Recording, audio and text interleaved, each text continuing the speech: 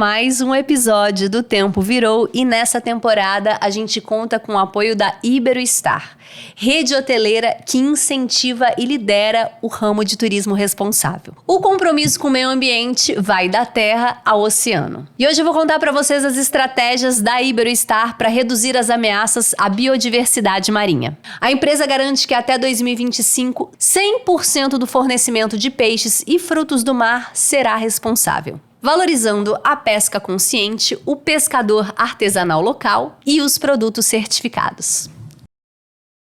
O que molda as nossas relações afetivas? Até que ponto naturalizamos condições que não são naturais? O que a colonização tem a ver com nossos afetos? Hoje eu tô muito feliz porque eu tô com uma pessoa aqui que eu sou fã. Eu consumo veemente o conteúdo das redes sociais e que fala de relacionamento nos dias de hoje como ninguém. Eu tô aqui com a escritora, psicóloga e ativista indígena Geni Nunes, mais conhecida por vocês como Geni Papos. Geni, muito obrigada. Estou muito feliz de estar aqui, Giovana, agradeço muito. É uma honra fazer parte junto a tantas pessoas incríveis que você convida. Eu fico muito grata pelo espaço de troca e de escuta. E eu tô muito feliz também de estar aqui, de você estar aqui hoje, porque eu falo que esse podcast é a realização de um sonho de pessoas que eu sempre quis me conectar e eu uso ele para me conectar com todos vocês. E você é uma pessoa que, claro, a gente sabe que a ecologia hoje é uma pauta transversal de todos os assuntos, mas a sua pauta especificamente é uma pauta que me enriquece muito e me faz mudar muito meu paradigma do meu pensamento pessoal. Então eu tô ansiosa pela nossa troca aqui agora. E eu queria começar falando que, só para contextualizar onde é que a gente tá, né, de uma perspectiva histórica, né? A gente já faz mais de 200 anos que o Brasil conseguiu a sua independência. Mas existe uma colonização que perpetua de forma mais subjetiva no imaginário, no comportamento, né? É museu que a gente entra no Brasil que a arte europeia está em primeiro plano, no meio acadêmico, nas passarelas de moda, onde quem dita as tendências são as passarelas europeias, em tudo, no nosso comportamento inteiro. E você fala muito disso dentro da colonização dos nossos afetos. Então eu queria que você começasse situando aqui a gente o que é essa colonização do afeto? Maravilha, meu bem, eu agradeço. Eu acho que é um tema que abre para muitas discussões, né? E eu queria iniciar, assim, falando um pouquinho dessa ideia de monocultura, né? Tem uma referência super potente nisso, que é a Vandana Shiva, né? Que Amo. traz esse debate das monoculturas da mente, é uma das minhas referências. Eu não utilizo muito a linha que ela aposta, porque para mim mente e corpo já é parte da monocultura, né? É essa separação, né, de mente e corpo. Mas aqui no nosso território a gente tem também, né, nosso imortal Ailton Krenak, que diz, né, que a monocultura é a imposição monolítica de um mundo só, né? E aí isso aparece, como você disse, né, em muitas dimensões. Inclusive, não poderia ser diferente no âmbito das nossas relações mais íntimas, né? E aí, no meu trabalho, eu tenho buscado compartilhar um pouco dessas reflexões, que não são recentes, mas que, ao mesmo tempo, têm sido mais recentemente visibilizadas, me parece, né? Então, tem alguns debates que, embora milenares, tenham maior espaço hoje, né? E aí a gente vê que há um movimento global, eu diria, de uma mistura de desconfiança com uma desesperança em relação às antigas respostas, às velhas saídas, né? E aí, dentro do meu trabalho, essa perspectiva é um convite, mais do que tudo, né? De que a gente desconfie de todas as monoculturas, assim. Inclusive essa que se insere, né, num campo mais subjetivo. Então, eu comento assim, né, que o contrário da monocultura é a floresta, né, que é necessariamente diversa, múltipla, concomitante, né. Então, nesse meu trabalho, assim, o que eu vou percebendo, né, é de que até recentemente a gente teve o julgamento do marco temporal, né, no STF, ainda segue em tramitação, né, em outras instâncias, Mas me parece muito ilustrativo que seja marco temporal o nome desse julgamento, porque, a meu ver, toda colonização gira em torno de um certo tempo. Quando a gente fala do tempo das relações afetivo-sexuais, por exemplo, o que fica de referência é o tempo da eternidade, da fixidez, da imutabilidade, né? E aí, no meu trabalho, eu tento fazer um diálogo, uma conversa entre essas referências clássicas que a gente tem como canônicas, né? E as cosmogonias do meu povo, né? Então, pensando aproximações, distanciamentos que elas podem ter, né? E aí, pensando nessa questão do tempo, um dos estudos mais recentes que eu tenho feito, né, tem sido esse contraponto entre tempo e eternidade, né? E eu já vou explicar, né, por que isso tem a ver com o que você trouxe, porque tem até uma frase do Platão, que é uma das grandes inspirações, né, do cristianismo, que ele dizia que o tempo é a imitação móvel da eternidade. Então, o tempo seria uma forma de imitação mal feita da eternidade. Quando a gente olha para as relações, né, e eu até trago um pouco disso no livro, de que o direito ao divórcio, por exemplo, ele é super recente, né? É super recente, né? Então, essa ideia, às vezes as pessoas até comentam, na época dos meus avós, se ficava, né, a vida toda junto, como se não houvesse uma impossibilidade jurídica disso não acontecer, né? Então, acho que essa ideia de que só é verdadeiro aquilo que necessariamente é fixo e imutável também faz parte dessas monoculturas do tempo, né? Que eu tenho tentado compartilhar, assim, e do quanto que isso traz de sofrimento para as pessoas, de se sentirem muitas vezes fracassadas, perdedoras, especialmente mulheres e outros grupos minorizados, né? De que se você não conseguiu manter algo como estava do ponto de vista relacional, é porque você não deu conta, né? Porque algo falhou, fracassou. Então eu tento compartilhar um pouquinho essas perspectivas. Perfeito. E aí você toca num tema que muito me interessa, que é a não monogamia. Né, que a gente acha que é um assunto novo, que tá hype, que é a tendência do momento, que todo mundo fala num lugar de tipo, ai, como já sou transgressor de ser não monogâmico, porém, é um assunto milenar e não é novo, né? E você mostra isso dentro dos seus estudos, que isso vem... Isso foi totalmente... A monogamia foi uma invenção totalmente criada pelo cristianismo desde a invasão. Conta um pouquinho pra gente disso. Um dos primeiros convites assim, que eu faço para as pessoas é de que quando a gente mexe em temas, né, que são mais tabu, que envolve alguns moralismos, né? Há, às vezes, um fechamento emocional, né, com esse debate. Então, por isso que eu digo que é um convite. Mas eu gosto muito de escrever também em outros formatos, porque eu acho que a gente está falando também de pessoas muito machucadas, né? E aí, às vezes, se aproximar desses assuntos parece aquela plantinha dormideira, né? Você toca, fecha. Uhum. Então, eu tenho buscado trazer um pouco da história, porque toda vez que a gente reproduz um senso comum sobre um tema... ninguém vai, eu imagino, né, dizer, esse é o senso comum, é o que eu acredito, né? A gente acha que aquela é uma verdade individual, que a gente chega ali por nossas próprias conclusões, o que não é verdadeiro, né? Então, falando do primeiro discurso que vem do senso comum, é uma questão de quantidade, né? Rapidamente vem esse debate de que se eu só quero me relacionar sexualmente com uma pessoa, isso não é sobre mim. Esse é um primeiro ponto, né? O segundo, que me parece, é de que existe algo que é universal, que seria esse amor monogâmico, que só mais recentemente vem sendo nomeado como monogâmico. Antes era só o amor, a relação, o casamento, né? Então, isso que é universal é quase como, acho que muitas pessoas devem ter passado por isso na escola, de serem orientadas a escrever o Deus cristão com D maiúsculo, e os outros deuses, né, com D minúsculo, para dizer tem um verdadeiro e o resto tudo é falso. E aí, dentro desse projeto que os missionários chegam aqui no nosso território, eles chegam com esse projeto de nos salvar, né? E aí eu sempre digo, nos salvar de quê, né?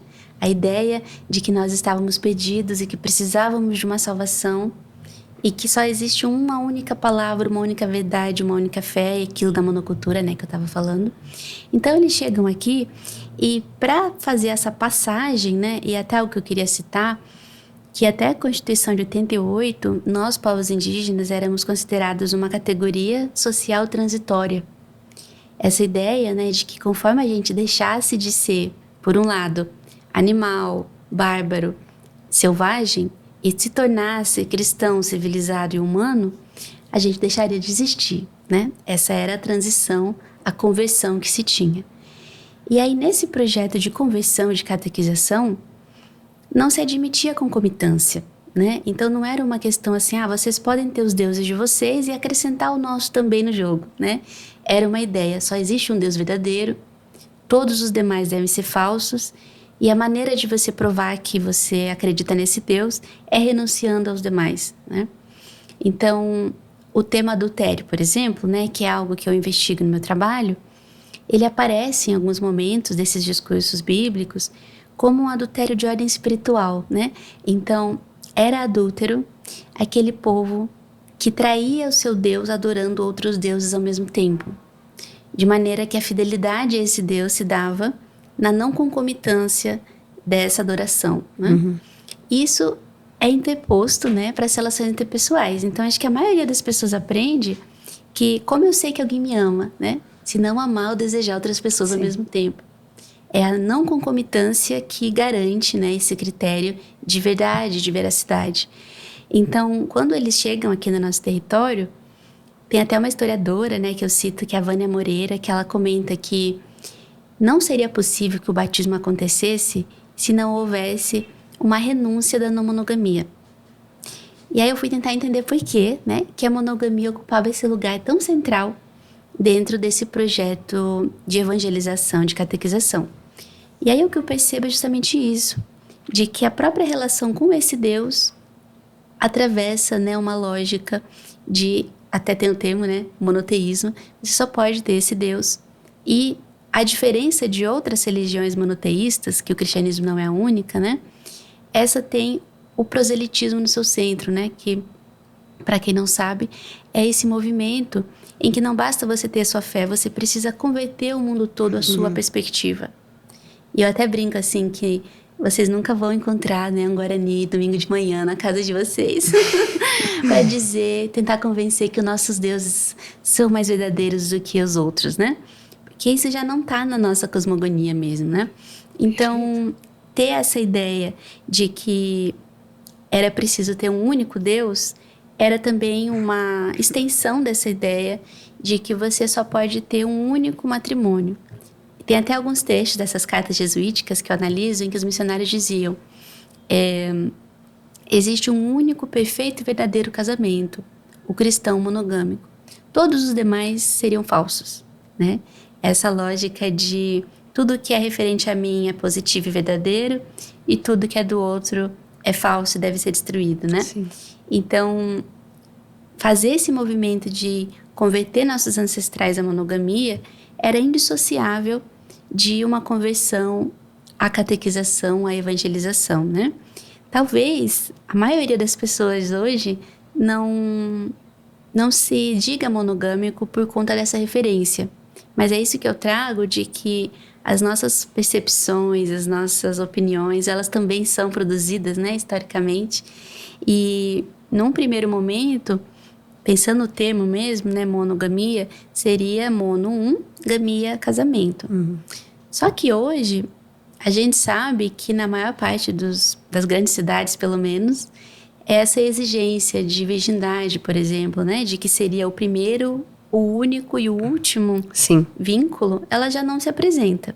No entanto, as pessoas continuam se afirmando monogâmicas, ainda que a maioria delas tenha tido mais de um vínculo ao longo da vida. Então, já não é um. Exato. Mas o que permanece é o tempo, de novo. É não ser ao mesmo tempo.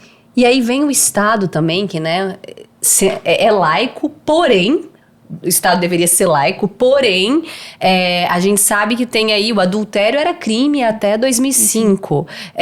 Você não pode, por lei, se casar com mais de uma pessoa, a não ser, salvo, né, alguns trisais que conseguem na lei, que a gente sabe toda a dificuldade para isso acontecer. Até onde você acha que o cristianismo influencia também o Estado e toda essa, né? Perfeito. Eu lembro de alguns trabalhos que eu fiz em órgãos públicos e me impressionava muito que na maioria deles, se não todos, tinha um crucifixo nos prédios públicos, representantes do povo, digamos assim, né? Então, me parece que é laico para as outras religiões que não a verdadeira universal.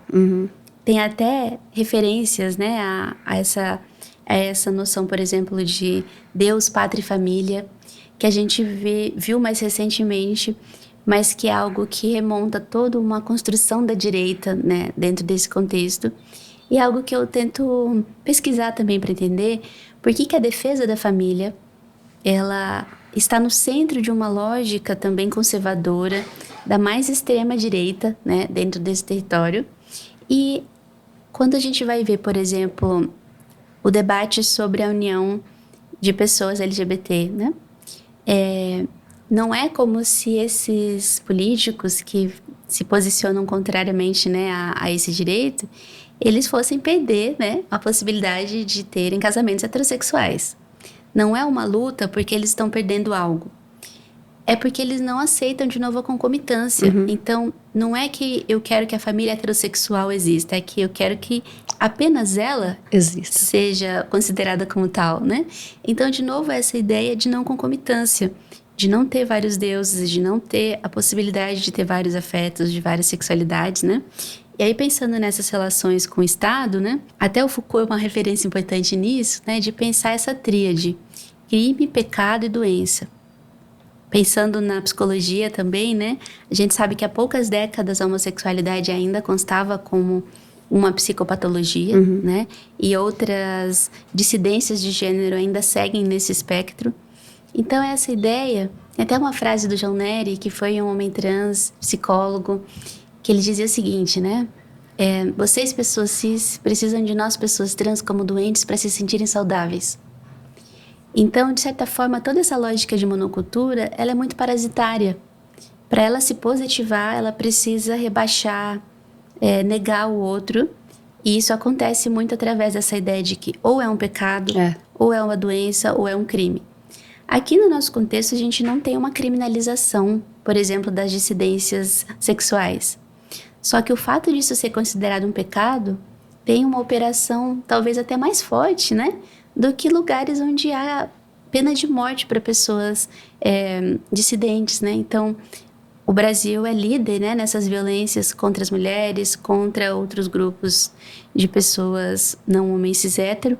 E isso acontece muito por essa via de que, se isso é algo errado moralmente, eu tenho o direito de punir, sim, de corrigir. Né? E é importante você trazer esse dado, porque é um dado que assusta, mas é importante falar que o Brasil é o 5º país que mais mata mulher no mundo. E 90% das vítimas de feminicídio são mortas por seus companheiros e ex-companheiros, né? Com quem tiveram vínculos amorosos e monogâmicos. Então, tem uma relação que passa muitas vezes desapercebido, mas que a gente não pode dissociar. E eu queria muito que você falasse um pouco sobre esse paralelo da monogamia com a violência doméstica. Perfeito, Amanda. De fato, é algo que bom, né? Tem tido mais visibilidade de debate. No entanto, muitas vezes isso só é analisado através da lente do machismo, como algo genérico, assim. E aí eu trago esse debate para dizer o seguinte: se 90% dos autores dessa violência são pessoas com quem as vítimas tinham tido esse vínculo amoroso, isso quer dizer, nos aponta, né, esse dado, de que não são quaisquer homens aleatoriamente que praticam essa violência. Não é um irmão, um tio, um primo, né? Isso. E mesmo o irmão, tio, primo ainda estaria no espectro familiar, né? De um vínculo ainda amoroso, ainda que por outras vias, né? Exato. Mas assim, não é algo aleatório, não é qualquer homem. Então, essa ideia, né, de que a partir do momento que se tem um vínculo, você tem o direito sobre o corpo daquela pessoa. Tem o direito, inclusive, sobre o tempo dessa pessoa, né? Eu falei agora há pouco sobre essa questão do marco temporal e essa noção de fixidez, né? Uma das falas que mais aparecem assim, na minha pesquisa desses autores de violência é de não ter aceitado o fim. A gente vê nessa frase que tem um fundamento temporal muito presente. Não aceitar o tempo da outra pessoa, não aceitar que esse tempo não possa ser o seu, né? Que possa ter o direito de mudar de ideia, que possa, embora tenha querido em algum momento, não querer mais e continuar viva, né? A gente está falando de algo literalmente sobre a vida das mulheres, né? Então, até fiquei lembrando agora também com essa questão do tema da redação do Enem, né? Que um tema muito importante e que bom que está sendo mais comentado sobre isso. Para quem não sabe, né? Foi em relação à falta de redistribuição dos trabalhos de cuidado. E quando a gente olha para esse dado, tem uma semelhança com esse outro de violência, que é a seguinte: se fosse uma coisa simplesmente relacionada ao machismo, a gente teria, sei lá, mulheres lésbicas prestando serviços de cuidado doméstico, de doença, enfim, para homens aleatoriamente. O que os dados nos mostram é que esse vínculo é fortalecido pela lógica heterossexual. Então, não é para quaisquer homens, é com quem se tem esse vínculo, né? Então, a ideia de que a família deve ser mantida a qualquer custo e que esse custo deve ser pago pelas mulheres, né? Eu até lembro de uma frase que eu já escutei em alguns momentos, que era assim: não se separe para que seus filhos não cresçam sem pai. É como, então, se esse trabalho de cuidado só fosse possível se esse pai também fosse marido, se esse pai também fosse namorado, esposo. Exato. Se deixa, porque ninguém disse que é ex-mãe, né?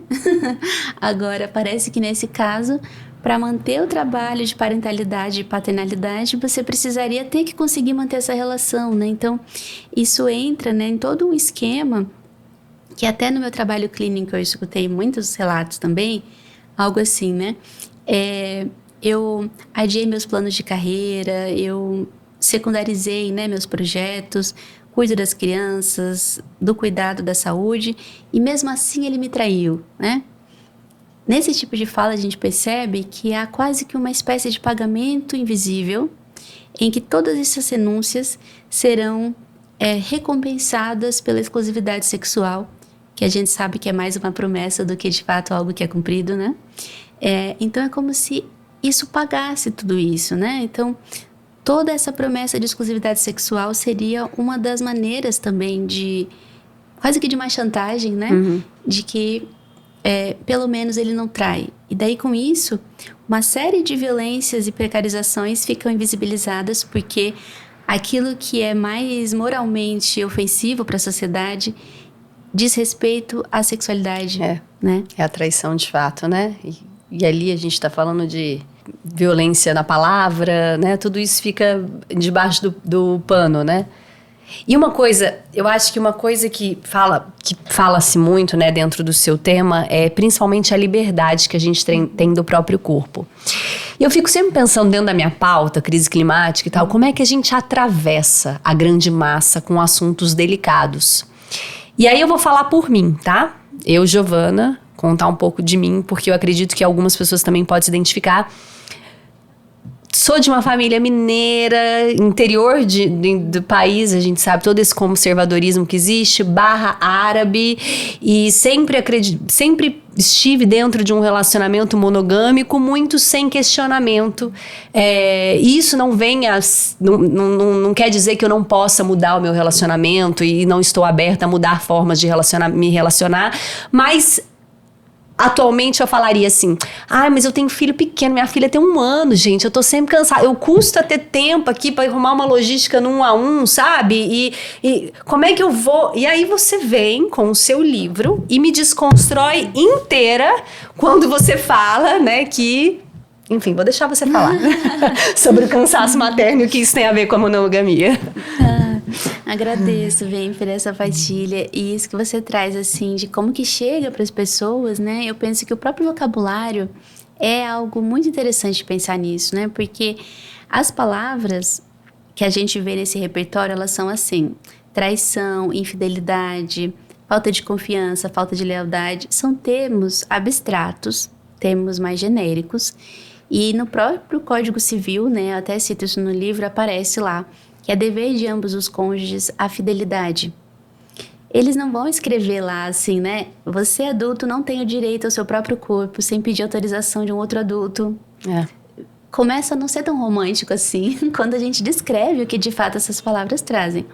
Então, um dos convites que eu faço no meu trabalho é o seguinte: ok, todo mundo quer uma relação com fidelidade, confiança, com lealdade, com respeito, mas abre essas palavras, vê o que elas têm dentro. Porque muitas vezes elas vêm com esses nomes bonitos para facilitar o adestramento, né? Para facilitar a dominação, para que a gente acredite que é em nome de um bem maior. Até essa frase, né? Não se dá o respeito. É uma frase, de novo, né, com um termo genérico, que vem para constranger moralmente a desobediência, né? E aí, na minha pesquisa nas cartas jesuíticas e também através da experiência com a escuta, né, dos mais velhos do nosso povo, é algo que até tem um afilhadinho meu, né, que se você pergunta para ele quantas mães você tem, ele responde 8 mães, né? E não são mulheres que têm necessariamente um vínculo sexual entre si. Ao contrário do que a gente vê, por exemplo, em manchetes, né? Sei lá, quando aparece 2 homens adotam uma criança. Eu até hoje nunca acompanhei que tenham sido 2 homens heterossexuais, por exemplo, né? Parece que a ideia de família precisa ser necessariamente entre pessoas que têm um vínculo sexual entre si. Sim. Isso poderia ser uma possibilidade, mas não deveria ser a única, Exato. né? Então, essa ideia de que... E até algo que eu comento, assim, ainda que seja uma família com pai, mãe, filhos, em que esse homem, ao contrário, né, do que o machismo orienta, seja comprometido com o trabalho de cuidado, ainda assim estarão provavelmente os 2 cansados. Porque não é uma conta que fecha. Pro tanto de demanda da vida, pro tanto de descanso que as pessoas deveriam ter direito de ter, de lazer, de prazer, não fecha essa conta, mesmo que haja esse comprometimento, né? Então, o que eu trago assim no meu trabalho é que muitas pessoas associam a não monogamia com uma monogamia vezes 2, vezes 3. Sendo que é outra forma de se relacionar e não só inserir mais pessoas no mesmo ordenamento, né? Então, algumas das pesquisas que eu trago no livro comentam que ser uma mulher casada e mãe rende cerca, né, de 8 horas a mais de trabalho, às vezes por dia, né?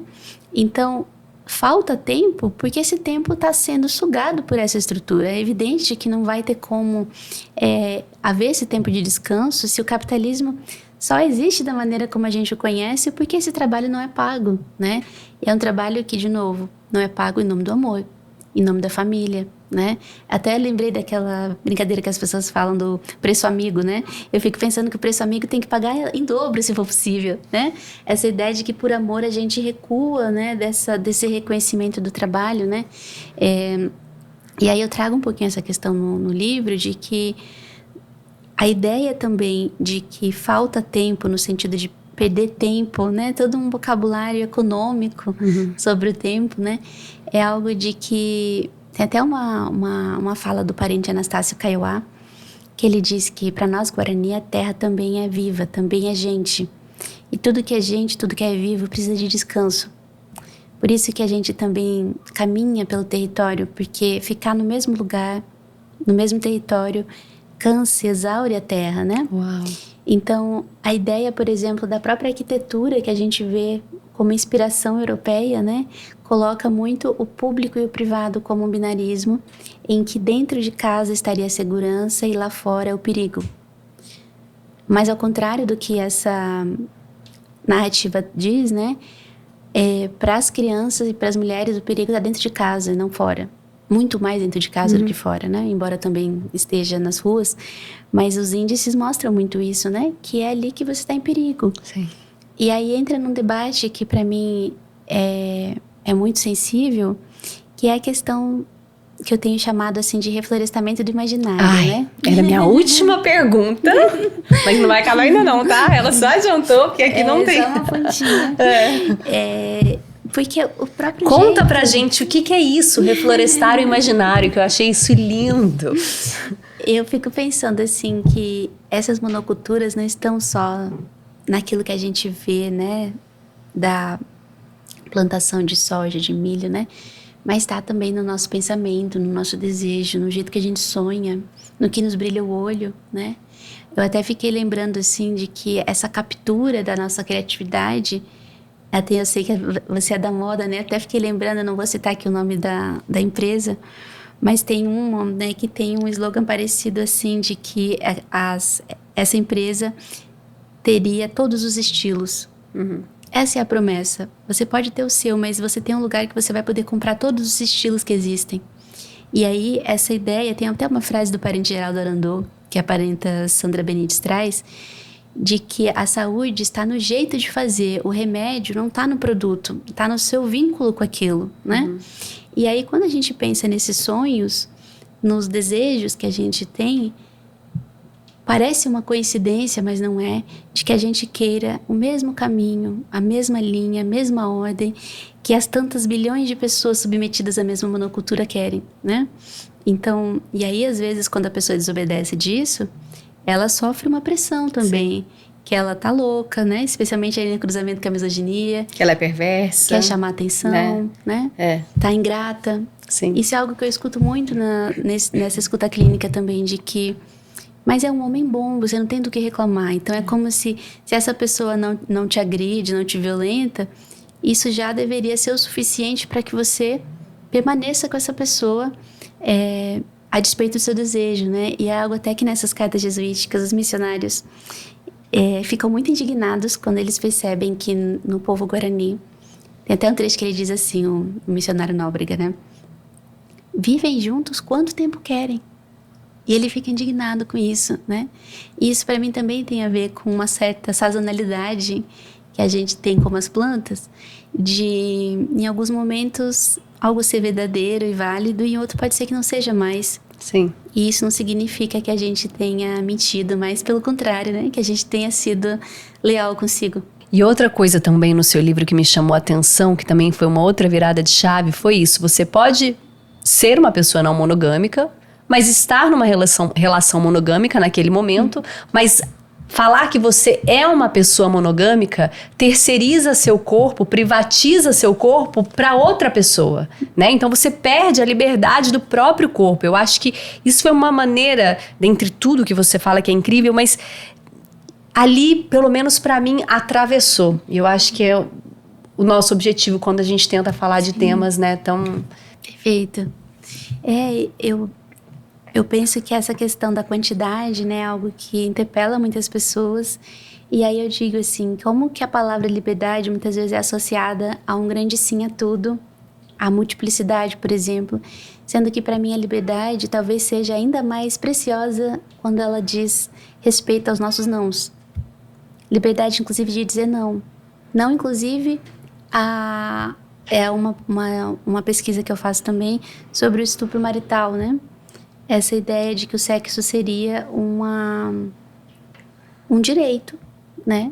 E que a pessoa não teria mais a possibilidade de dizer não, já que ela é casada, já que ela tem o dever de manter algo que esses missionários chamavam, né?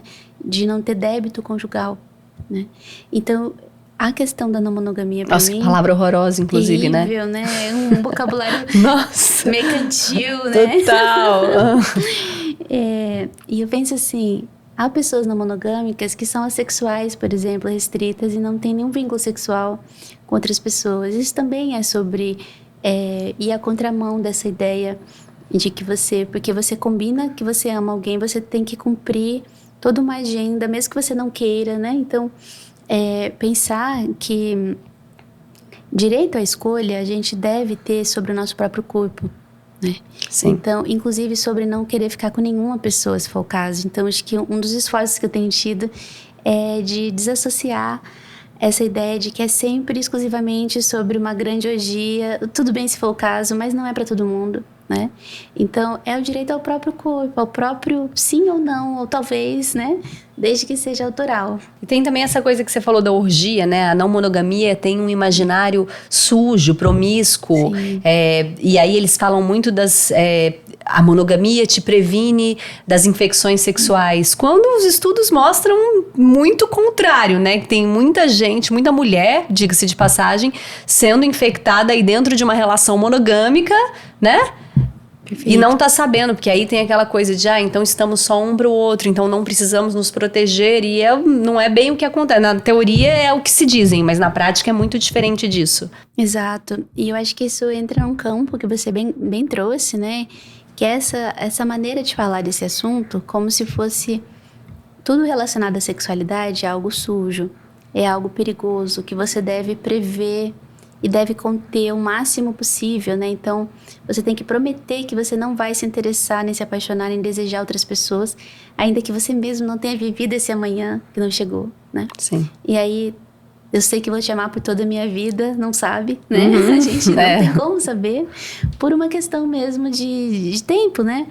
E aí, quando fala desse debate de sexualidade, aparece muito essa ideia, que eu até trago um paralelo com as pessoas bissexuais, por exemplo, de que são pessoas que teriam a potencialidade, né, de ter interesse, desejo, enfim, por mais de um gênero. Não significa que todas as pessoas bissexuais irão fazê-lo.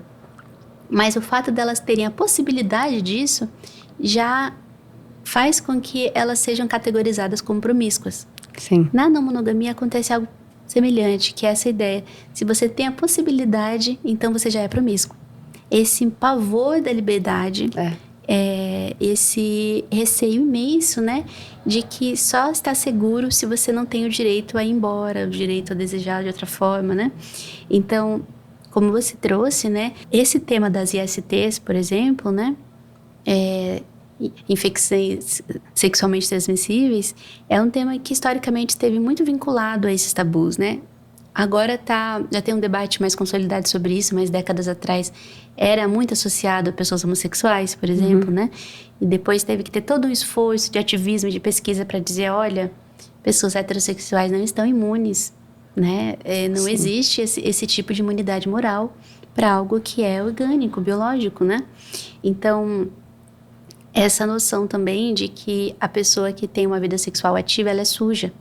Ela é promíscua, porque limpa esse binário de a virgem e a puta, né? Uma é limpa, a outra é suja, né? A esposa é para amar e a amante é para transar, né? Então, todos esses binarismos colocam esse tipo de situação no encobrimento que é extremamente a contramão da saúde coletiva, né?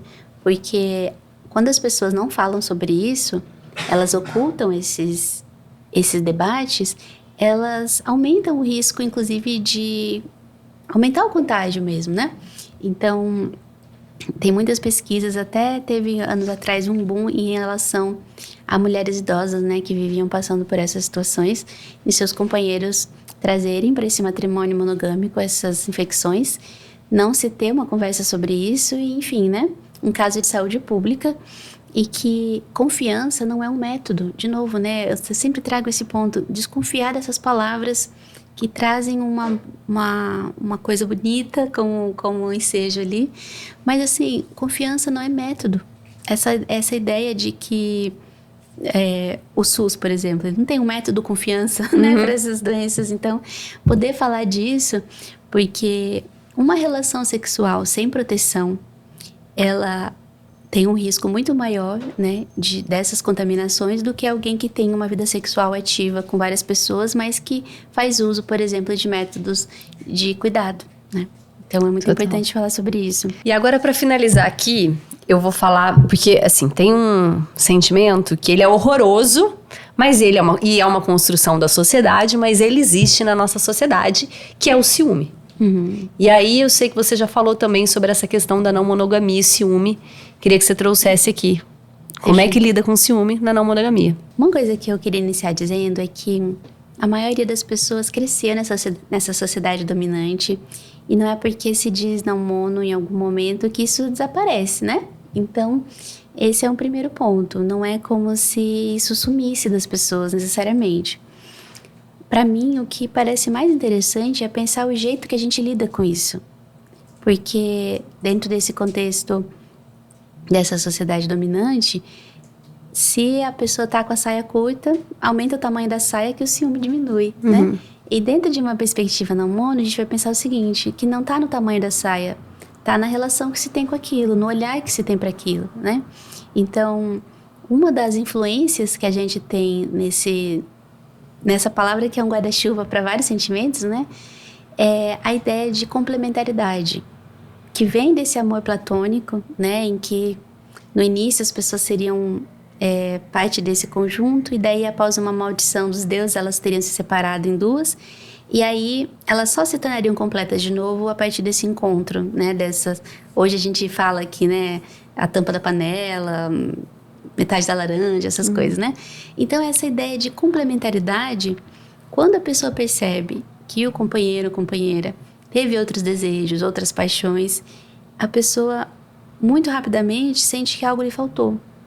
Sim. Porque o que a gente aprende é que é para complementar o outro. Então, se não complementou é porque faltou. E aí eu fico trazendo esse debate no sentido de pensar o seguinte: não é que você não está completo com uma pessoa e vai estar com duas. Não é uma questão de quantidade.